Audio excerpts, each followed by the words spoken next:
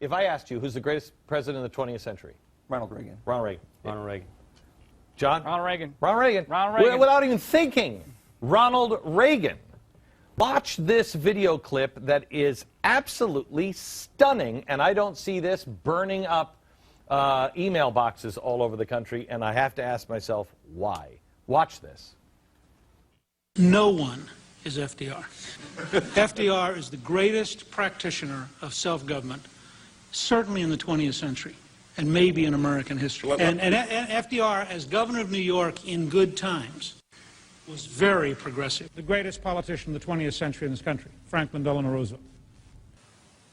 The greatest liberal democratic president of the 20th century, Franklin Delano Roosevelt.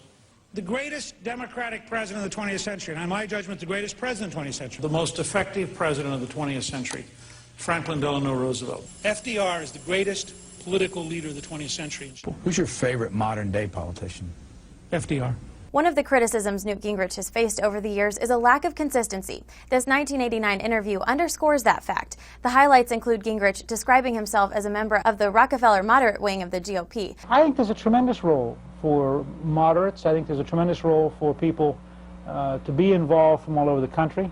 I think that the fact is that we have to face a real change in the Republican Party. And I think this party, in that sense, is a very different party than it was, say, from the frights of the years of the Rockefeller-Goldwater process, a period in which, by the way, I was a Rockefeller state chairman in the South. So I want to start with this notion. While I do think centralized power is dangerous, and I do think some corporations do bad things, and I favor in the Theodore Roosevelt tradition a government which monitors, which referees. No private corporation has the purchasing power or the ability to reshape the health system. And in this sense, I guess I'm a Theodore Roosevelt Republican. In fact, if I were going to characterize on health where I come from, I'm a Theodore Roosevelt Republican in that I believe government can lead and that regulatory leading is okay. Roosevelt set up the Food and Drug Act. So I think it is legitimate to have the government take a leading role. I like having the private sector deliver within a framework set by the government. So I like knowing that. But I really am a Theodore Roosevelt Republican. I mean, I think that there are moments when you intervene. But I want to say a second thing about the UN, because I'm a big fan of Franklin Roosevelt's. I'm frankly a fan of Woodrow Wilson's, and I think what they were trying to accomplish was terribly important. Once again, we've come up with Theodore Roosevelt. Happens every time. They keep saying to us, you know what, a small government conservative just can't win. Yeah. You mean like Ronald Reagan?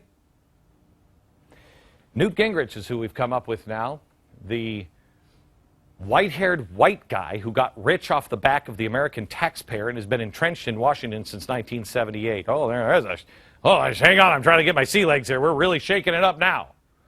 The only speaker in the history of the United States to be reprimanded. Let me say that again. The only speaker in the history of the United States to be reprimanded by the House of Representatives. Only one. A guy who reveres the achievements of the Roosevelts. Oh, we got them both. Loves this guy.